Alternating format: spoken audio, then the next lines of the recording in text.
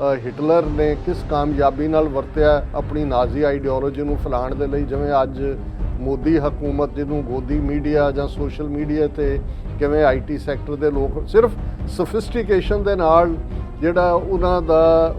Miss information ਦਾ ਕਿੰਨਾ level ਹੈ, pattern ਬਦਲਿਆ। ਇਹ ਪੈਗਾਸਸ ਬਣਾਇਆ ਹੈ। ਉਹਨਾਂ ਦੀ ਬੜੀ ਜਿਹੜੀ ਹੈ ਰੋਚਕ ਸਟੇਟਮੈਂਟ ਹੈ। ਉਹ ਇਹ ਕਹਿੰਦੇ ਨੇ ਜੀ ਜੇ ਸ਼ਰਾਬ ਪੀ ਕੇ ਡਰਾਈਵਰ ਗੱਡੀ ਚਲਾਏ ਤੇ ਕੋਈ ਗੱਡੀ ਬਣਾਉਣ ਵਾਲੀ ਕੰਪਨੀ ਦਾ ਕਸੂਰ ਥੋੜੀ ਹੈ। ਇਹ ਅਸੀਂ ਤਾਂ ਸਰਕਾਰਾਂ ਨੂੰ ਵੇਚਿਆ ਕਿ ਵੀ ਇਹ ਟੈਰਰਿਜ਼ਮ ਔਰ ਦੂਸਰੇ ਦੇ ਖਿਲਾਫ ਹੈ। ਜੇ ਉਹ ਮਿਸਯੂਜ਼ ਕਰ ਰਹੇ ਨੇ ਜਰਨਲਿਸਟਾਂ ਤੋਂ ਸਾਡਾ ਕੀ ਕਸੂਰ ਹੈ। ਜਿੱਥੇ ਜਿੱਥੇ ਇਜ਼ਰਾਈਲ ਦਾ ਪ੍ਰਾਈਮ ਮਿਨਿਸਟਰ ਨੇਤਨਯਾਹੂ ਗਿਆ, ਜਿਹੜਾ ਹੁਣ ਨਹੀਂ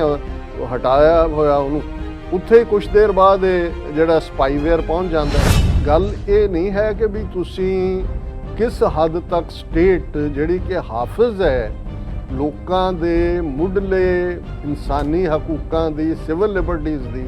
ਉਹ ਇੰਡੀਵਿਜੂਅਲ ਇਨਫਰਿੰਜਮੈਂਟ ਅਪਨ ਕਰ ਰਹੀ ਹੈ। ਪਰ ਅੱਜ ਰਾਹੁਲ ਗਾਂਧੀ ਨੇ ਠੀਕ ਕਿਹਾ, ਉਹਨੇ ਕਿਹਾ ਵੀ ਇਹ ਟ੍ਰੈਚਰੀ ਹੈ, ਗੱਦਾਰੀ ਹੈ, ਕਿਉਂਕਿ ਤੁਸੀਂ ਮੁਲਕ ਦੀ ਸਿਕਿਉਰਿਟੀ ਦੇ ਨਾਲ ਵੀ ਕੰਪਰੋਮਾਈਜ਼ ਕਰ ਰਹੇ ਹੋ। ਸਾਡੇ ਰਿਸੋਰਸ ਵੀ ਬੜੇ ਸੀਮਤ ਹੋਣਗੇ ਜੀ, ਲੇਕਿਨ ਇੱਕ ਗੱਲ ਦਾ ਧਿਆਨ ਰਹਿਣਾ ਚਾਹੀਦਾ ਹੈ ਔਰ ਫੇਥ ਰਹਿਣਾ ਚਾਹੀਦਾ ਹੈ ਕਿ ਸੱਚ ਦਾ ਆਪਣਾ ਭਾਰ ਹੁੰਦਾ ਹੈ ਔਰ ਸੱਚ ਦਾ ਭਾਰ ਇੰਨਾ ਜ਼ਿਆਦਾ ਭਾਰ ਹੁੰਦਾ ਹੈ ਕਿ ਉਸ ਦੇ ਸਾਹਮਣੇ ਕੂੜ ਦਾ, ਝੂਠ ਦਾ, ਫਾਲਸੂਡ ਦਾ ਹਿਮਾਲਿਆ ਵੀ ਜਿਹੜਾ ਉਹ ਪਿਘਲ ਕੇ ਜਿਹੜਾ ਉਸ ਸੱਚ ਦੇ ਪੈਰਾਂ 'ਚ ਡਿੱਗ ਪੈਂਦਾ। ਕਿਸ ਕਿਸਮ ਦਾ ਵਰਤਾਰਾ ਸੀ ਤਾਂ ਰੋਜ਼ਾਨਾ ਦੇਖਦੇ ਹਾਂ ਜਦੋਂ TV 84 ਦੀਆਂ ਅਪਲੋਡ ਹੁੰਦੀਆਂ ਨੇ ਵੀਡੀਓਜ਼, ਕਿੰਨਿਆਂ ਨੂੰ ਰੁਜ਼ਗਾਰ ਅਸੀਂ ਦਿੱਤਾ ਹੈ। ਇਹ ਉਹੀ ਰੁਜ਼ਗਾਰ ਵਾਲੇ ਨੇ ਜਿਹੜੇ ਸਰਕਾਰ ਦੇ ਖੜੇ ਕੀਤੇ ਹੋਏ ਨੇ ਕਿ ਭਾਈ ਉਹਨਾਂ ਨੇ ਹਰ ਇੱਕ ਦੇ ਥੱਲੇ ਜਿਹੜੇ ਨੇ ਇੱਕਦਮ ਕਮੈਂਟਾਂ ਦੀ ਝੜੀ ਲਾਣੀ ਹੈ ਔਰ ਉਹ ਸਿੱਖ ਆਈਡੀਜ਼ ਦੇ ਥੱਲੇ ਆਪਰੇਟ ਕਰਦੇ ਨੇ। ਸੋ ਇਹ ਉਸ ਗੇਮ ਦਾ ਹਿੱਸਾ ਹੈ ਜਿਹੜੀ ਦੁਸ਼ਮਣ ਨੇ ਸਾਡੇ ਤੇ ਭਰਪਾ ਕੀਤੀ ਹੋਈ ਹੈ। ਸੋ ਨੇਸ਼ਨ ਜਿਹੜਾ ਉਹ ਤੁਹਾਡੀ ਔਰ ਖਾਸ ਤੌਰ ਤੇ ਮਾਈਨੋਰਿਟੀਜ਼ ਦੇ ਲਈ ਇਹ ਇੰਪੋਰਟੈਂਟ ਹੈ ਕਿ ਤੁਹਾਡਾ ਆਪਣਾ ਨੇਸ਼ਨ ਹੋਏ। ਉਹੀ ਤੁਹਾਨੂੰ ਜਿਹੜੀ ਆ ਉਹ ਤਹਫੁਜ਼ ਵੀ ਦਿੰਦਾ ਹੈ। ਔਰ ਅਸੀਂ ਆਲਰੇਡੀ ਲਗਭਗ 175 ਸਾਲ ਪਹਿਲਾਂ 1.5 ਲੱਖ ਮੁਰੱਬਾ ਮੀਲ ਦੇ ਉੱਤੇ ਸਰਕਾਰੇ ਖਾਲਸਾ ਜੀ ਉਹਦੇ ਥੱਲੇ ਅਸੀਂ ਜਿਹੜੀ ਆ ਆਪਣੀ ਬਾਦਸ਼ਾਹਤ ਮਾਣੀ ਹੋਈ ਹੈ। ਔਰ ਉਹੀ ਬਾਦਸ਼ਾਹ ਦਰਿਆਏ ਜਮਨਾ ਤੋਂ ਵਾਘਾ ਤੱਕ ਜਿਹੜਾ ਸਾਡੀ ਸੱਭਿਅਤਾ ਦਾ, ਸਾਡੀ ਤਹਿਜ਼ੀਬ ਦਾ ਪੰਘੂੜਾ ਹੈ, ਖਾਲਿਸਤਾਨ ਦੀ ਕਾਇਮੀ ਹੀ ਅਲਟੀਮੇਟਲੀ ਜਵਾਬ ਹੈ ਇਸ ਸਾਰੇ।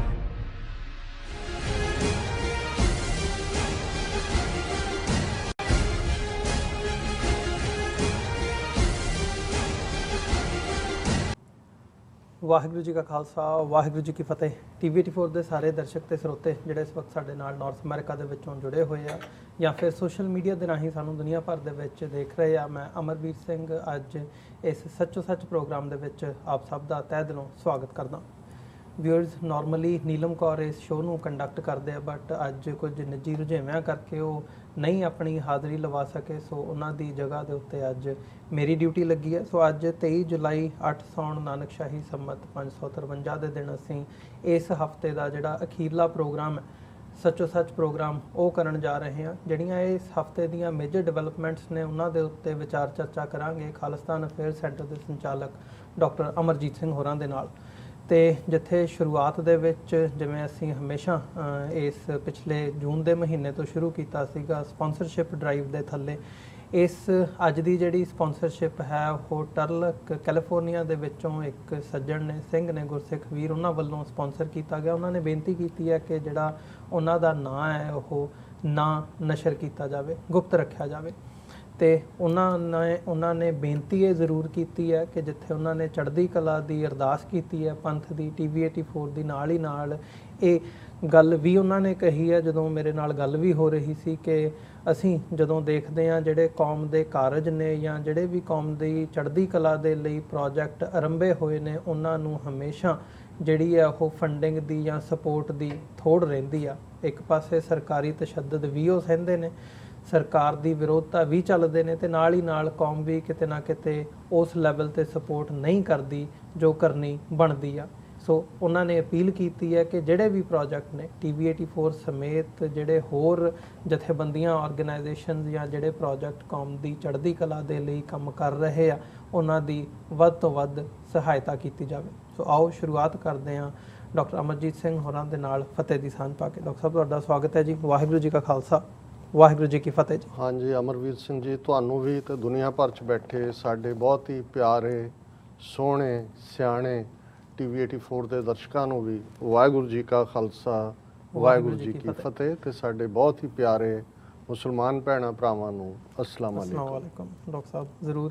ਡਾਕਟਰ ਸਾਹਿਬ ਸ਼ੁਰੂਆਤ ਕਰੀਏ, ਪਹਿਲਾਂ ਮੈਂ ਸਪਾਂਸਰਸ਼ਿਪ ਵਾਲੀ ਗੱਲ ਤੋਂ ਹੀ ਸ਼ੁਰੂ ਕਰਨਾ ਚਾਹੂੰਗਾ, ਕਿਉਂਕਿ ਵੀਰ ਹੋਰਾਂ ਦਾ ਜਿਹੜਾ ਮੈਸੇਜ ਹੈ ਉਹ ਉਹਨਾਂ ਨੇ ਸਿੱਧੇ ਸ਼ਬਦਾਂ ਦੇ ਵਿੱਚ ਜੋ ਉਹਨਾਂ ਨੇ ਕਨਵੇ ਵੀ ਕੀਤਾ। ਕਹਿੰਦੇ ਮੈਨੂੰ ਨਮੋਸ਼ੀ ਹੁੰਦੀ ਹੈ, ਸ਼ਰਮਿੰਦਗੀ ਹੁੰਦੀ ਹੈ ਜਦੋਂ ਤੁਸੀਂ ਡੋਨੇਸ਼ਨ ਦੀ ਅਪੀਲ ਕਰਦੇ ਹੋ TV 84 ਦੇ ਪਲੇਟਫਾਰਮ ਤੋਂ। ਸੋ ਇਹ ਸ਼ਬਦਾਵਲੀ ਸੀ ਉਹਨਾਂ ਦੀ ਜਿਹਨੇ ਮੈਨੂੰ ਵੀ ਉਹ ਕੀਤਾ, ਤੇ ਸਾਡੇ ਲਈ ਵੀ ਤੇ ਨਾਲ ਹੀ ਨਾਲ ਜਿਹੜੇ ਸਾਡੇ ਦਰਸ਼ਕ ਨੇ ਉਹਨਾਂ ਲਈ ਇਹ ਇੱਕ ਵੱਡਾ ਸਵਾਲ ਵੀ ਹੈ। ਦੇਖੋ, ਸਭ ਤੋਂ ਪਹਿਲਾਂ ਤਾਂ ਮੈਂ ਇਹ ਗੁਰਸਿੱਖ ਵੀਰ ਜਿਹੜੇ ਟਰਲਕ 'ਚ ਨਿਵਾਸ ਕਰਦੇ ਨੇ, ਔਰ ਜਦੋਂ ਮੇਰੇ ਨਾਲ ਵੀ ਉਹਨਾਂ ਦੀ ਗੁਫ਼ਤਗੂ ਹੋਈ ਤਾਂ ਉਹਨਾਂ ਨੇ ਕਿਹਾ ਜੀ ਮੈਂ 2 ਸਾਲ ਤੋਂ ਹੀ ਇੱਧਰ ਕੰਮ ਆਪਣਾ ਸ਼ੁਰੂ ਕੀਤਾ ਹੈ, ਔਰ ਗੁਰਸਿੱਖੀ ਪਿਆਰ ਨਾਲ ਭਰੇ ਹੋਏ ਉਹਨਾਂ ਦੇ ਬੋਲ, ਔਰ ਹਰ ਬੋਲ 'ਚੋਂ ਪੰਥ ਦਾ ਪਿਆਰ ਝਲਕਦਾ ਸੀ, ਔਰ ਉਹਨਾਂ ਨੇ ਆਪਣਾ ਨਾਂ ਦੇਣ ਤੋਂ ਵੀ ਗੁਰੇਜ਼ ਕੀਤਾ। ਔਰ ਮੈਂ ਜਿਵੇਂ ਅਕਸਰ ਇਹ ਕਹਿੰਦਾ ਹੈ ਕਿ ਭਾਈ ਸਿੱਖੀ ਦੀ ਨੀਂਹ ਗੁਰੂ ਨਾਨਕ ਸਾਹਿਬ ਨੇ ਭਾਈ ਲਾਲੋ ਦੀ ਕੋਧਰੇ ਦੀ ਰੋਟੀ ਖਾ ਕੇ ਰੱਖੀ ਹੋਈ ਹੈ, ਕਿਰਤ। ਔਰ ਜਿਹੜਾ ਸੱਚ, ਹੱਕ, ਇਨਸਾਫ ਦਾ ਰਸਤਾ ਹੈ, ਜਾਂ ਜਦੋਂ ਅਸੀਂ ਖੇਤੀਬਾੜੀ ਦੇ ਹਵਾਲੇ ਨਾਲ ਵੀ, ਭਾਵੇਂ ਕੋਈ ਗੁਰਬਾਣੀ ਕੋਟ ਨਹੀਂ ਹੈ, ਪਰ ਅਕਸਰ ਪੰਜਾਬ ਦੇ ਵਿੱਚ ਇਹ ਦੁਹਰਾਇਆ ਜਾਂਦਾ ਹੈ ਕਿ ਉੱਤਮ ਖੇਤੀ, ਮੱਧਮ ਵਪਾਰ, ਨਖਿੱਧ ਚਾਕਰੀ, ਭੀਖ ਦੁਆਰ। ਹੁਣ ਜਦੋਂ ਅਸੀਂ ਖੇਤੀ ਨੂੰ ਵੀ ਇੱਕ ਉੱਤਮ ਕਿੱਤੇ ਦੇ ਤੌਰ ਤੇ ਜਾਣਦੇ ਹਾਂ, ਔਰ ਅੱਜ ਜਦੋਂ ਅਸੀਂ ਕਿਸਾਨਾਂ ਦੀ ਗੱਲ ਕਰਦੇ ਹਾਂ, ਉਹਨਾਂ ਦੀ ਦਰਦ ਨੂੰ ਦੂਸਰੇ ਨੂੰ ਮਹਿਸੂਸ ਕਰਦੇ ਹਾਂ, ਤੇ ਫਿਰ ਇਸ ਗੱਲ ਦਾ ਧਿਆਨ ਰਹੇ ਕਿ ਜਿੱਥੇ ਕਿਰਤ ਹੈ ਉੱਥੇ ਇਮਾਨਦਾਰੀ ਹੈ, ਤੇ ਸਿੱਖੀ ਦਾ ਬੀਜ ਇਮਾਨਦਾਰੀ ਦੇ ਖੇਤ ਦੇ ਵਿੱਚ ਹੀ ਫਲਦਾ ਫੁੱਲਦਾ, ਪ੍ਰਫੁੱਲਤ ਹੁੰਦਾ, ਔਰ ਉਸ ਦਾ ਮਿੱਠਾ ਫਲ ਲੱਗਦਾ। ਸੋ ਇਹਦੇ 'ਚ ਕੋਈ ਸ਼ੱਕ ਨਹੀਂ ਹੈ, ਕੋਈ ਅੱਜ ਦੀ ਗੱਲ ਨਹੀਂ ਹੈ ਕਿ TV 84 ਜਾਂ ਦੂਸਰੇ ਪੰਥਕ ਅਦਾਰੇ ਵੀ, ਜਾਂ ਪੰਥਕ ਜਥੇਬੰਦੀਆਂ ਜਿਨ੍ਹਾਂ ਨੇ ਸੱਚ, ਹੱਕ, ਇਨਸਾਫ ਦਾ ਰਸਤਾ ਚੁਣਿਆ, ਕਿ ਉਹਨਾਂ ਦੀ ਡਗਰ ਹੀ ਔਖੀ ਹੈ। ਜੇ ਅਸੀਂ ਮੁੱਢ ਤੋਂ ਹੀ ਦੇਖੀਏ, ਦੇਖੋ ਵਾਸਟ ਮੈਜੋਰਿਟੀ ਲੋਕਾਂ ਦੀ ਕਿਸੇ ਵੀ ਗਿਵਨ ਟਾਈਮ 'ਚ, ਜਦੋਂ ਗੁਰੂ ਸਾਹਿਬਾਨ ਆਪਣੇ ਸਰੀਰਕ ਜਾਮਿਆਂ 'ਚ ਇਸ ਦੁਨੀਆ ਦੇ ਵਿੱਚ ਵਿਚਰਦੇ ਸਨ, ਉਦੋਂ ਵੀ ਉਹਨਾਂ ਦਾ ਮੁੱਖ ਕੰਸਰਨ ਜਿਹੜਾ ਹੈ ਉਹ ਦੁਨੀਆਦਾਰੀ ਦੇ ਵਿੱਚ ਰਹਿੰਦੇ ਆ, ਰੋਟੀ, ਕੱਪੜਾ, ਮਕਾਨ, ਪਰਿਵਾਰਾਂ ਦੀ ਪਰਵਰਿਸ਼, ਉਹ ਆਪਣੇ ਤੋਂ ਬਾਹਰ ਨਹੀਂ ਨਿਕਲ ਸਕਦੇ ਜੀ। ਤੇ ਜ਼ਾਹਰ ਹੈ ਕਿ ਇਹ ਤੁਸੀਂ ਜਿਹੜਾ ਸਟੇਟਸ ਕੋ ਹੈ ਰੋਟੀ, ਕੱਪੜਾ, ਮਕਾਨ ਵਾਲਾ, ਇਹ ਤੁਸੀਂ ਜਿਹੜਾ ਵੀ ਸਿਸਟਮ ਚੱਲ ਰਿਹਾ ਹੈ ਉਹਦੇ ਨਾਲ ਤੁਸੀਂ ਉਹਦੇ ਸਟੇਟਸ ਕੋ ਨੂੰ ਮੰਨ ਕੇ ਹੀ ਕਰ ਸਕਦੇ ਹੋ। ਜਦੋਂ ਤੁਸੀਂ ਸਿਸਟਮ ਨੂੰ ਚੈਲੰਜ ਕਰੋਗੇ, ਸੋ ਜ਼ਾਹਰ ਹੈ ਕਿ ਸਿਸਟਮ ਦਾ ਐਂਗਰ ਤੁਹਾਡੇ ਤੇ ਆਏਗਾ, ਤੁਹਾਨੂੰ ਘਰ-ਬਾਰ ਛੱਡਣਾ ਪਏਗਾ, ਤੁਹਾਡੇ ਪਰਿਵਾਰਾਂ ਨੂੰ ਸਫਰ ਕਰਨਾ ਪਏਗਾ। ਸੋ ਇਹ ਰਸਤਾ ਜਦੋਂ ਗੁਰੂ ਸਾਹਿਬਾਨ ਨੇ ਇਹ ਫਰਮਾਇਆ ਸੀ ਬਾਣੀ 'ਚ ਕਿ ਭਗਤਾਂ ਕੀ ਚਾਲ ਨਿਰਾਲੀ, ਚਾਲਾਂ ਨਿਰਾਲੀ ਭਗਤਾਂ ਕੇਰੀ ਬਿਖਮ ਮਾਰਗ ਚੱਲਣ। ਹੁਣ ਜਦੋਂ ਅਸੀਂ ਬਿਖੜੇ ਪੈਂਡੇ ਦੀ ਗੱਲ ਕਰਦੇ ਹਾਂ, ਇੱਕ ਤਾਂ ਵੈਸੇ ਵੀ ਜਿਹੜਾ ਦੁਨੀਆਦਾਰੀ ਦੇ ਵਿੱਚ ਫਕੀਰ ਰੂਹ ਹੁੰਦੀ ਹੈ, ਜਿਸ ਦਾ ਰੱਬ ਵੱਲ ਧਿਆਨ ਹੁੰਦਾ ਹੈ, ਜਾਂ ਜਿਹੜਾ ਦੁਨੀਆਦਾਰੀ ਦੇ ਕੰਮਾਂ ਨੂੰ ਉਨੀ ਅਹਿਮੀਅਤ ਨਹੀਂ ਦਿੰਦਾ, ਉਹ ਤਾਂ ਦੌਲਤ ਗੁਜ਼ਰਾਨ ਇਹ ਸਾਡਾ ਕਨਸੈਪਟ ਹੈ, ਉਹਨੂੰ ਜਿਹੜੇ ਦੂਸਰੇ ਨੇ ਉਹਨਾਂ ਦੇ ਆਲੇ ਦੁਆਲੇ ਵਾਲੇ ਬਹੁਤ ਵਾਰ ਉਹਨਾਂ ਦੇ ਪਰਿਵਾਰਾਂ ਦੇ ਹੀ ਮਾਤਾ ਪਿਤਾ ਵੀ ਇਹ ਸਮਝਦੇ ਨੇ ਕਿ ਭਾਈ ਇਹ ਨਿਕੰਮਾ ਹੈ, ਕਿ ਭਾਈ ਅਸੀਂ ਤਾਂ ਇੰਨੇ ਕਿੱਲੇ ਜ਼ਮੀਨ ਬਣਾਈ ਸੀ, ਇਹ ਮਿਹਨਤ ਕਰਦਾ ਇੰਨੀ ਬਣਾ ਲੈਂਦਾ। ਸੋ ਇਹ ਜਿਹੜੀ ਦੁਨੀਆਦਾਰੀ ਦੀ ਪਹੁੰਚ ਹੈ ਜਾਂ ਸੀਮਤ ਬੁੱਧੀ ਨਾਲ ਸੋਚਣ ਦੀ ਗੱਲ ਹੈ, ਪਰਿਵਾਰਾਂ ਤੋਂ ਸ਼ੁਰੂ ਹੋ ਜਾਂਦੀ ਹੈ। ਤੇ ਜਦੋਂ ਅਸੀਂ ਸਿਸਟਮ ਨੂੰ ਚੈਲੰਜ ਕਰਨ ਦੀ ਗੱਲ ਕਰਦੇ ਹਾਂ, ਜਿਹਦੇ ਲਈ ਲਫ਼ਜ਼ ਰੈਵੋਲੂਸ਼ਨ ਜਾਂ ਕ੍ਰਾਂਤੀ ਜਾਂ ਉੱਪਰੋਂ ਥੱਲੇ ਸੁੱਟਣਾ, ਇਹੋ ਜਿਹੇ ਸ਼ਬਦ ਇਸਤੇਮਾਲ ਹੇਠਲੀ ਉੱਤੇ ਲਿਆਣੀ, ਇਹ ਗੱਲ ਕਰਦੇ, ਫਿਰ ਜਗ ਮੈਂ ਉੱਤਮ ਕਾਂਢੀਏ ਵਿਰਲੇ ਕਈ ਕਿ ਰੂਹਾਨੀਅਤ ਦੀ ਦੁਨੀਆ 'ਚ ਵੀ ਵਿਰਲੇ ਹੁੰਦੇ ਨੇ, ਤੇ ਇੱਕ ਜਿਹੜੇ ਰੂਹਾਨੀਅਤ ਦੀ ਦੁਨੀਆ 'ਚ ਹੀ ਰਹਿੰਦੇ ਨੇ, ਉਹਨਾਂ 'ਚੋਂ ਕੋਈ ਕਿੰਨੇ ਕੁ ਇਸ ਪਾਸੇ ਆਣਗੇ, ਤੇ ਕਿੰਨੇ ਕੁ ਜਿਹੜੇ ਨੇ ਉਹ ਸੱਚ ਦੇ ਨਾਲ ਖਲੋ ਕੇ ਉਹਦੇ ਕਨਸੀਕੁਐਂਸਿਸ ਨੂੰ ਸਹਿਣ ਲਈ ਤਿਆਰ ਹੋਣਗੇ। ਸੋ ਇਹ ਠੀਕ ਹੈ, ਇਹ ਗੱਲ ਵੀਰ Sukhwinder Singh voice of Khalsa TV ਵਾਲੇ ਵੀ ਕਹਿੰਦੇ ਨੇ ਕਿ ਭਾਈ ਜਦੋਂ ਬੀਬੀ ਨੀਲਮ ਕੌਰ ਅਪੀਲ ਕਰਦੇ ਨੇ ਵੀ ਮੈਨੂੰ ਬਹੁਤ ਸ਼ਰਮਿੰਦਗੀ ਹੁੰਦੀ ਹੈ ਕਿ ਭਾਈ ਅਸੀਂ ਇੱਕ ਅਦਾਰੇ ਨੂੰ ਵੀ ਖੜਾ ਨਹੀਂ ਕਰ ਸਕਦੇ, ਤੇ ਮੈਂ ਕਿਹਾ ਨਹੀਂ, ਇਹ ਗੱਲ ਨਹੀਂ ਹੈ। ਮੈਂ ਕਿਹਾ ਵੀ ਇਸ ਕਿਸਮ ਦੇ ਵੀ ਨੇ ਜਿਹੜੇ ਇਕੱਲੇ ਵੀ ਉਸ ਭਾਰ ਚੁੱਕਣ ਨੂੰ ਤਿਆਰ ਹੋ ਸਕਦੇ ਨੇ, ਪਰ ਇਹ ਜਿਹੜਾ ਜੇ ਕੋਈ ਇਕੱਲਾ ਭਾਰ ਚੁੱਕੇਗਾ ਫਿਰ ਗੱਲ ਉਹਦੀ ਪੁੱਗੇਗੀ। ਔਰ ਮੈਂ ਕਿਹਾ ਵੀ ਇਹ ਵੀ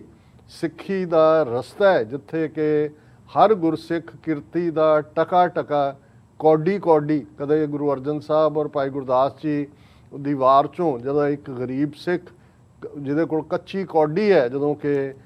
ਕਾਰ ਸੇਵਾ ਚੱਲ ਰਹੀ ਹੈ ਹਰਿਮੰਦਰ ਸਾਹਿਬ ਦੀ, ਤੇ ਉਹ ਕਿਵੇਂ ਉਸ ਨੂੰ ਘੁੱਟ ਲੈਂਦਾ ਹੈ ਮੁੱਠੀ 'ਚ, ਔਰ ਗੁਰੂ ਅਰਜਨ ਸਾਹਿਬ ਖੁਦ ਉਹਨੂੰ ਆਵਾਜ਼ ਮਾਰਦੇ ਨੇ, ਸੰਗਤ 'ਚ ਕਹਿੰਦੇ ਨੇ ਉਹਨੂੰ ਲਿਆਓ, ਔਰ ਉਹਦੇ ਹੱਥਾਂ 'ਚੋਂ ਕੌਡੀ ਲੈ ਕੇ ਖੁਦ ਆਪਣੇ ਹੱਥ ਫੜ ਕੇ ਫਿਰ ਉਹ ਕਹਿੰਦੇ ਨੇ ਕਿ ਭਾਈ ਇੱਕ ਗੁਰਸਿੱਖ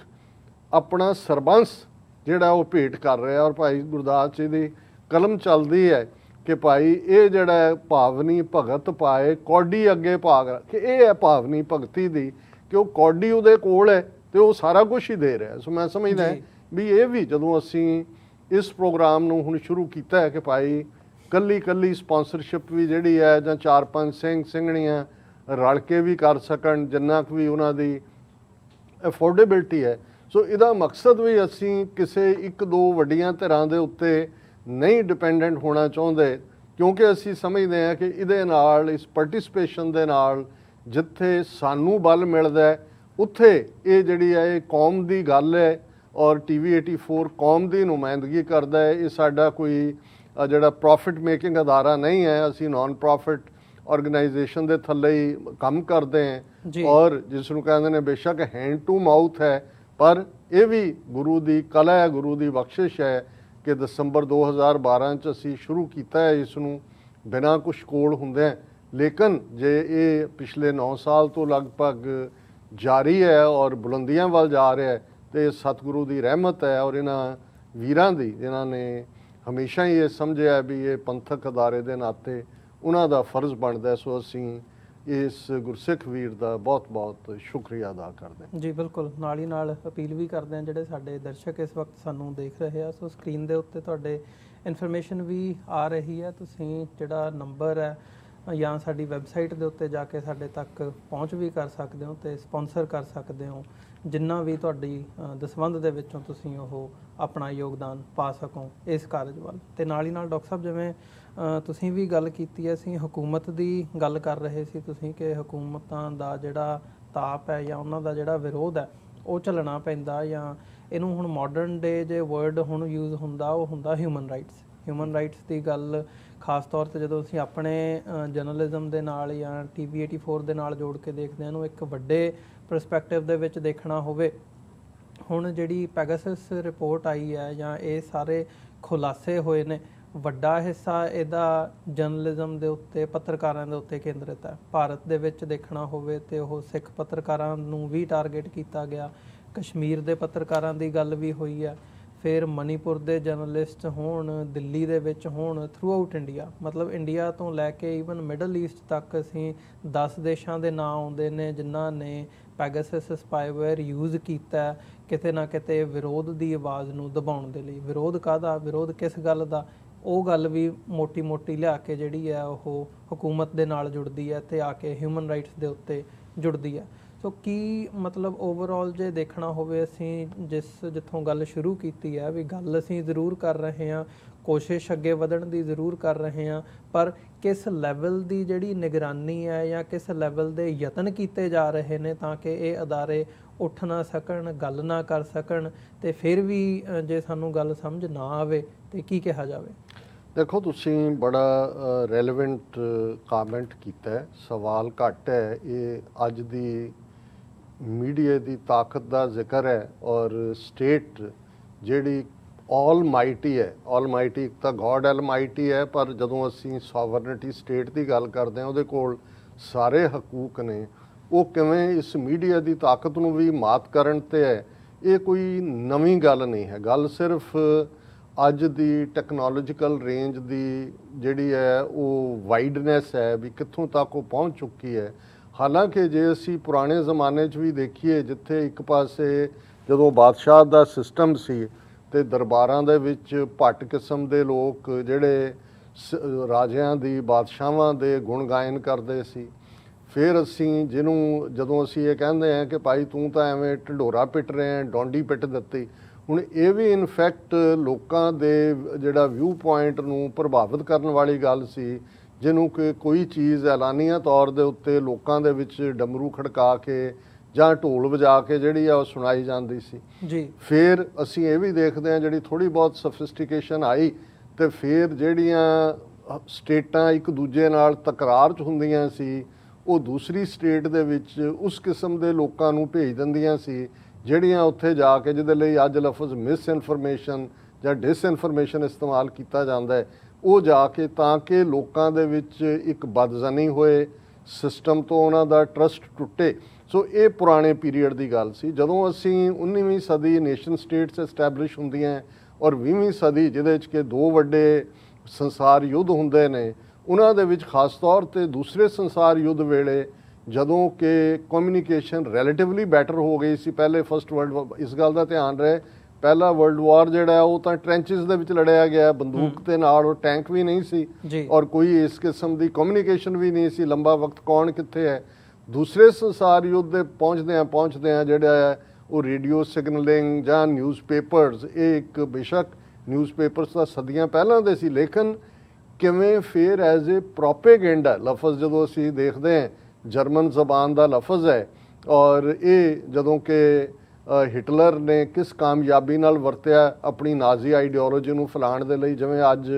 ਮੋਦੀ ਹਕੂਮਤ ਜਿਹਨੂੰ ਗੋਦੀ ਮੀਡੀਆ ਜਾਂ ਸੋਸ਼ਲ ਮੀਡੀਆ ਤੇ ਕਿਵੇਂ ਆਈਟੀ ਸੈਕਟਰ ਦੇ ਲੋਕ ਸਿਰਫ ਸਫਿਸਟੀਕੇਸ਼ਨ ਦੇ ਨਾਲ ਜਿਹੜਾ ਉਹਨਾਂ ਦਾ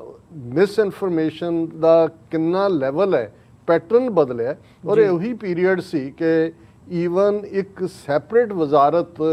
ਹਿਟਲਰ ਦੀ ਜਿਹਨੂੰ ਕਹਿੰਦੇ ਹੀ ਪ੍ਰੋਪੇਗੈਂਡਾ ਮਿਨਿਸਟਰੀ ਸੀ, ਕਿਉਂਕਿ ਪ੍ਰੋਪੇਗੈਂਡਾ ਲਫ਼ਜ਼ ਹੀ ਜਰਮਨ ਜ਼ਬਾਨ ਦਾ ਹੈ। ਔਰ ਡਾਕਟਰ ਗੋਇਬਲਸ, ਜੇ ਇਸ ਨੂੰ ਅੱਜ ਜਦੋਂ ਦੁਨੀਆ ਦਾ ਝੂਠ ਕਹਿਣਾ ਹੋਏ ਤਾਂ ਗੋਬਲੀਅਨ ਲਾਈ ਕਿਹਾ ਜਾਂਦਾ ਹੈ। ਇਹ ਉਹ ਪੀਰੀਅਡ ਸੀ ਜਦੋਂ ਕਿ ਸਾਡੇ ਸਬ ਕੰਟੀਨੈਂਟ ਦੇ ਇੱਕ ਵੱਡੇ ਉਰਦੂ ਸ਼ਾਇਰ ਨੇ ਇੱਕ ਸ਼ੇਅਰ ਕਿਹਾ ਸੀ ਕਿ ਖਿੰਚੋ ਨਾ ਕਮਾਨੋं को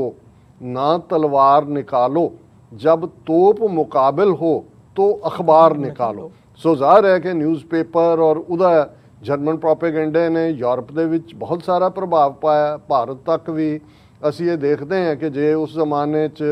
ਸੁਭਾਸ਼ ਚੰਦਰ ਬੋਸ ਵਰਗੇ ਲੋਕ ਜਾਂ ਦੂਸਰੇ ਜਰਮਨ ਦੂਜੇ ਪਹੁੰਚ ਜਾਂਦੇ ਨੇ, ਉਹਨਾਂ ਦੇ ਸਾਹਮਣੇ ਵੀ ਉਹਨਾਂ ਦੀ ਵਿਕਟਰੀ ਦੀ ਕਹਾਣੀ ਸੀ, ਉਹਨਾਂ ਦੀ ਨਾਜ਼ੀ ਲਾਈਕ ਜਾਂ ਫਾਸ਼ਿਸਟ ਲਾਈਕ ਆਈਡੀਓਲੋਜੀ ਕਿ ਜੇ ਭਾਰਤ ਉਹਨਾਂ ਦੇ ਕਬਜ਼ੇ 'ਚ ਜਾਏਗਾ ਤੇ ਕਿਸ ਕਿਸਮ ਦਾ ਸਿਸਟਮ ਉਹ ਇਹ ਨਹੀਂ ਸੀ, ਕਿਉਂਕਿ ਉਹਨਾਂ ਨੂੰ ਲੱਗਦਾ ਸੀ ਇਸ ਕਿਸਮ ਦਾ ਇੱਕ ਪ੍ਰੋਪੇਗੈਂਡਾ ਵਾਰਫੇਅਰ ਦੇ ਵਿੱਚ ਜਰਮਨ ਵੇ ਹੈਡ ਸੀ ਬ੍ਰਿਟਿਸ਼ਰਜ਼ ਨਾਲੋਂ। ਹਾਲਾਂਕਿ ਬ੍ਰਿਟਿਸ਼ਰਜ਼ ਵੀ ਮਾਰ ਨੇ ਮਿਸ ਇਨਫੋਰਮੇਸ਼ਨ ਦੇ, ਜਿਵੇਂ ਇਹਨਾਂ ਨੇ ਕਲੋਨੀਅਲ ਰੂਲ ਕੀਤਾ। ਤੇ ਜੇ ਗੱਲ ਹੁਣ ਅਸੀਂ ਅੱਜ ਦੇ ਕੰਟੈਕਸਟ 'ਚ ਕਰੀਏ, ਕਿਉਂਕਿ ਪਿਛਲੀ ਅੱਧੀ ਸਦੀ ਦੇ ਵਿੱਚ ਕੰਪਿਊਟਰ, ਸੌਫਟਵੇਅਰ, ਮਾਲਵੇਅਰ, ਹੁਣ ਅਸੀਂ ਸਪਾਈਵੇਅਰ ਦਾ ਜ਼ਿਕਰ ਕਰ ਰਹੇ। ਹੁਣ ਅੱਜ ਹੀ ਜਿਹੜੀ ਕੰਪਨੀ ਸਪਾਈਵੇਅਰ ਜਿਨ੍ਹਾਂ ਨੇ ਇਹ ਪੈਗਾਸਸ ਬਣਾਇਆ, ਉਹਨਾਂ ਦੀ ਬੜੀ ਜਿਹੜੀ ਹੈ ਰੋਚਕ ਸਟੇਟਮੈਂਟ ਹੈ। ਉਹ ਇਹ ਕਹਿੰਦੇ ਨੇ ਜੀ ਜੇ ਸ਼ਰਾਬ ਪੀ ਕੇ ਡਰਾਈਵਰ ਗੱਡੀ ਚਲਾਏ ਤੇ ਕੋਈ ਗੱਡੀ ਬਣਾਉਣ ਵਾਲੀ ਕੰਪਨੀ ਦਾ ਕਸੂਰ ਥੋੜੀ ਹੈ ਵੀ ਅਸੀਂ ਤਾਂ ਸਰਕਾਰਾਂ ਨੂੰ ਵੇਚਿਆ ਕਿ ਵੀ ਇਹ ਟੈਰਰਿਜ਼ਮ ਔਰ ਦੂਸਰੇ ਦੇ ਖਿਲਾਫ ਹੈ, ਜੇ ਉਹ ਮਿਸਯੂਜ਼ ਕਰ ਰਹੇ ਨੇ ਜਰਨਲਿਸਟਾਂ ਤੋਂ ਸਾਡਾ ਕੀ ਕਸੂਰ ਹੈ। ਸੋ ਅਸੀਂ ਇਹ ਸਮਝਦੇ ਹਾਂ। ਔਰ ਇਹਦੇ 'ਚ ਤੁਸੀਂ ਦੇਖੋ ਵੀ ਇਹ ਕਿਸ ਹੱਦ ਤੱਕ as a effective weapon Israel ਨੇ, ਕੱਲੀ ਇਹ ਗੱਲ ਨਹੀਂ ਹੈ ਕਿ ਦੇ made hundreds of millions of dollars ਇਹਨੂੰ ਵੇਚਣ ਤਾਂ ਇਹ ਵੀ ਨਹੀਂ ਹੈ ਕਿ ਵੀ ਨੇਤਾਨਯਾਹੂ, ਕਿਉਂਕਿ ਇੱਕ ਪ੍ਰਾਈਵੇਟ ਕੰਪਨੀ ਹੈ, ਲੇਕਿਨ ਇਹ ਰਜਿਸਟਰਡ ਹੈ ਇਜ਼ਰਾਈਲ ਦੇ ਅੰਦਰ ਐਜ਼ ਏ ਵੈਪਨ, ਇਹਨੂੰ ਐਜ਼ ਏ ਵੈਪਨ ਰਜਿਸਟਰ, ਕਿਉਂਕਿ ਅਲਟੀਮੇਟਲੀ ਇਹ ਪ੍ਰਭਾਵਿਤ ਕਰਦਾ ਹੈ ਲੋਕਾਂ ਦੀਆਂ ਜ਼ਿੰਦਗੀਆਂ ਨੂੰ। ਹੁਣ ਇੱਕ ਤਾਂ ਇਜ਼ਰਾਈਲ ਆਪਣੀ ਡਿਪਲੋਮੇਸੀ ਦੇ ਨਾਲ ਵੇਚਦਾ, ਜਿੱਥੇ ਜਿੱਥੇ ਇਜ਼ਰਾਈਲ ਦਾ ਪ੍ਰਾਈਮ ਮਿਨਿਸਟਰ ਨੇਤਨਯਾਹੂ ਗਿਆ, ਜਿਹੜਾ ਹੁਣ ਨਹੀਂ ਹਟਾਇਆ ਹੋਇਆ ਉਹਨੂੰ, ਉੱਥੇ ਕੁਛ ਦੇਰ ਬਾਅਦ ਇਹ ਜਿਹੜਾ ਸਪਾਈਵੇਅਰ ਪਹੁੰਚ ਜਾਂਦਾ। ਉਸ ਦੇ ਵਿੱਚ ਅਸੀਂ ਇਜਿਪਟ ਵੀ ਦੇਖਦੇ ਹਾਂ, ਉਸ ਦੇ ਵਿੱਚ ਅਸੀਂ ਮੋਰਾਕੋ ਵੀ ਦੇਖਦੇ ਹਾਂ, ਉਸ ਦੇ ਵਿੱਚ ਅਸੀਂ ਜਿਉਂ ਹੀ 2017 ਦੇ ਵਿੱਚ ਮੋਦੀ ਜਾਂਦਾ ਇਜ਼ਰਾਈਲ ਦੇ ਦੌਰੇ ਤੇ ਉਸ ਤੋਂ ਫੌਰਨ ਬਾਅਦ ਨੇਤਨਯਾਹੂ ਆਉਂਦਾ। ਔਰ ਇਹ ਜਿਹੜੀ ਸਾਰੀ ਰਿਪੋਰਟਿੰਗ ਜਿਹਨੂੰ ਕਿ ਫਰਾਂਸ ਦੀ ਸੰਸਥਾ ਫੋਰਬਿਡਨ ਸਟੋਰੀਜ਼ ਨੇ ਲੀਡ ਕੀਤਾ ਔਰ ਐਮਨੈਸਟੀ ਇੰਟਰਨੈਸ਼ਨਲ ਤੋਂ ਲੈ ਕੇ ਦੁਨੀਆ ਦਾ ਜਿਹੜਾ 17 ਦੇ ਕਰੀਬ ਵੱਡੇ ਮੀਡੀਆ ਗਰੁੱਪ ਸਬ ਕੰਟੀਨੈਂਟ 'ਚੋਂ ਵਾਇਰ ਵਾਲੇ ਉਹਦੇ 'ਚ ਸ਼ਾਮਲ ਹੋਏ। ਹੁਣ ਜਿਉਂ-ਜਿਉਂ, ਕਿਉਂਕਿ 50,000 ਤੋਂ ਜ਼ਿਆਦਾ ਫੋਨ ਜਿਹੜੇ ਨੇ ਉਹਨਾਂ ਨੇ ਐਜ਼ ਏ ਬੇਸਿਕ ਉਹਨੂੰ ਸਾਰੀ ਇਨਵੈਸਟੀਗੇਟਿਵ ਸਟੋਰੀ ਲਈ ਵਰਤੇ। ਇਸ ਤੋਂ ਹੋਰ ਕਿੰਨੇ ਜ਼ਿਆਦਾ ਫੋਨ ਹੋਣਗੇ, ਉਸ 50,000 ਦਾ ਵੀ ਜਿਹੜਾ ਡਾਟਾ ਜਿਹਦੇ 'ਚ ਫ੍ਰੈਂਚ ਪ੍ਰੈਜ਼ੀਡੈਂਟ, 7 ਸਾਬਕਾ prime minister, 3 sitting prime minister ਜਿਨ੍ਹਾਂ 'ਚ ਇਮਰਾਨ ਖਾਨ ਵੀ ਸ਼ਾਮਲ ਹੈ, ਔਰ ਜਰਨਲਿਸਟ ਜਿਹਦੀ ਗੱਲ ਤੁਸੀਂ ਕੀਤੀ ਕਿ ਅੱਜ ਦੇ ਕੰਟੈਕਸਟ ਸਾਡੇ ਲਈ ਇਹ ਕਿਉਂ ਇੰਪੋਰਟੈਂਟ ਹੈ ਜਰਨਲਿਜ਼ਮ ਵਾਲੀ ਗੱਲ, ਕਿ ਉਹਦੇ 'ਚ ਈਵਨ ਜਦੋਂ ਅਸੀਂ ਪੰਜਾਬੀ ਪੱਤਰਕਾਰਤਾ ਦੀ ਗੱਲ ਕਰਦੇ ਹਾਂ, ਬੇਸ਼ੱਕ ਸਾਡਾ ਵੀ ਇੱਕ ਵੱਡਾ ਹਿੱਸਾ ਜਿਹੜਾ ਸੋ ਕਾਲਡ ਮੇਨ ਸਟ੍ਰੀਮ ਦੇ ਥੱਲੇ ਮੋਦੀ ਨੈਰੇਟਿਵ ਹੀ ਦਿੰਦਾ ਹੈ, ਪਰ ਉਹ ਦੋ ਜਰਨਲਿਸਟ, ਇੱਕ ਜਿਹੜੇ ਪ੍ਰਿੰਟ ਮੀਡੀਆ 'ਚ ਨੇ ਲੰਬੇ ਸਮੇਂ ਤੋਂ ਜਸਪਾਲ ਸਿੰਘ ਹੇਰ ਔਰ ਦੂਸਰੇ ਭੁਪਿੰਦਰ ਸਿੰਘ ਸਾਜਨ, ਉਹ ਦੂਸਰੇ 'ਚ ਨੇ ਇਲੈਕਟ੍ਰੋਨਿਕ ਮੀਡੀਆ 'ਚ ਨੇ। ਉਹਨਾਂ ਨੂੰ ਹੁਣ ਦੇਖਿਆ ਜਾਏ ਤਾਂ ਕੋਈ ਬਹੁਤ ਵੱਡੀਆਂ ਸਰਕੂਲੇਸ਼ਨਸ ਤਾਂ ਨਹੀਂ ਹੈ ਇਹਨਾਂ ਅਦਾਰਿਆਂ ਦੀਆਂ ਜਾਂ ਵਿਊਅਰਸ਼ਿਪ ਦੇ ਹਵਾਲੇ ਨਾਲ ਗੱਲ ਕਰੇ, ਪਰ ਉਹ ਨਜ਼ਰੀਆਤੀ ਪਹੁੰਚ ਹੈ ਉਹਨਾਂ ਦੀ, ਕਿਉਂਕਿ ਉਹ ਸਿੱਖੀ ਨੁਕਤਾ ਨਿਗਾਹ ਤੋਂ ਸੋਚਦੇ ਨੇ, ਦੇਖਦੇ ਨੇ। ਸੋ ਜਿਹੜੀ ਲੜਾਈ ਹੈ, ਔਰ ਅੱਜ ਹੀ ਸਾਡੇ ਇੱਕ ਵੀਰ ਟੋਰਾਂਟੋ ਤੋਂ ਉਹਨਾਂ ਦੀ ਕਾਲ ਸੀ, ਮੈਨੂੰ ਕਹਿਣ ਲੱਗੇ ਜੀ ਤੁਸੀਂ ਪੈਗਾਸਸ ਡਿਸਕਸ ਕਰ ਰਹੇ ਹੋ, ਤੁਹਾਨੂੰ ਪਤਾ ਵੀ ਤੁਹਾਡਾ ਨੰਬਰ ਵੀ ਉਹਦੇ 'ਤੇ ਹੋਏਗਾ। ਮੈਂ ਕਿਹਾ ਜੀ ਅਸੀਂ ਤਾਂ ਜਦੋਂ ਨਵੰਬਰ 1991 ਦੇ ਵਿੱਚ ਖਾਲਿਸਤਾਨ ਅਫੇਅਰ ਸੈਂਟਰ ਦੀ ਸ਼ੁਰੂਆਤ ਹੁੰਦੀ ਹੈ, ਔਰ ਮੈਂ ਕਿਹਾ ਜੀ ਅਸੀਂ ਤਾਂ ਇਹ ਮੰਨ ਕੇ ਤੁਰੇ ਹਾਂ ਕਿ ਜਿਹੜਾ ਲਫ਼ਜ਼ ਅਸੀਂ ਕੋਈ ਲਿਖਦੇ ਹਾਂ, ਲਗਾਤਾਰ 25-30 ਸਾਲ ਮੈਂ ਐਡੀਟਰ ਇਨ ਚੀਫ ਰਿਹਾ, ਐਡੀਟੋਰ ਜਿਹੜਾ ਚੜ੍ਹਦੀ ਕਲਾ ਦਾ, ਔਰ ਹੋਰ ਵੀ ਕਾਲਮਨਿਸਟ ਅਖਬਾਰਾਂ ਲਈ, ਔਰ ਜਿਹੜਾ ਵੀ ਲਫ਼ਜ਼ ਮੈਂ ਬੋਲਦਾ ਉਹ ਕਿਤੇ ਨਾ ਕਿਤੇ ਰਿਕਾਰਡ ਹੋ ਰਿਹਾ। ਇੱਕ ਜ਼ਮਾਨਾ ਸੀ ਕਿ ਵੀ ਉਹ ਆਡੀਓ ਕੈਸਟਸ ਹੋਣਗੀਆਂ, ਵਿੱਚੋਂ ਜਦੋਂ ਟੁੱਟ ਜਾਂਦੀ ਸੀ ਗੱਲਬਾਤ, ਮੈਂ ਜੋਕਿੰਗਲੀ ਕਹਿੰਦਾ ਸੀ ਵੀ ਟੇਪ ਮੁੱਕ ਗਈ ਆ ਉਹਨਾਂ ਦੀ। ਹੁਣ ਉਹ ਡਿਜੀਟਲਾਈਜ਼ ਹੋ ਗਿਆ। ਸੋ ਮੈਂ ਇਹ ਸਮਝਦਾ ਵੀ ਗੱਲ ਇਹ ਨਹੀਂ ਹੈ ਕਿ ਵੀ ਤੁਸੀਂ ਕਿਸ ਹੱਦ ਤੱਕ ਸਟੇਟ ਜਿਹੜੀ ਕਿ ਹਾਫਿਜ਼ ਹੈ ਲੋਕਾਂ ਦੇ ਮੁੱਢਲੇ ਇਨਸਾਨੀ ਹਕੂਕਾਂ ਦੀ, ਸਿਵਲ ਲਿਬਰਟੀਜ਼ ਦੀ,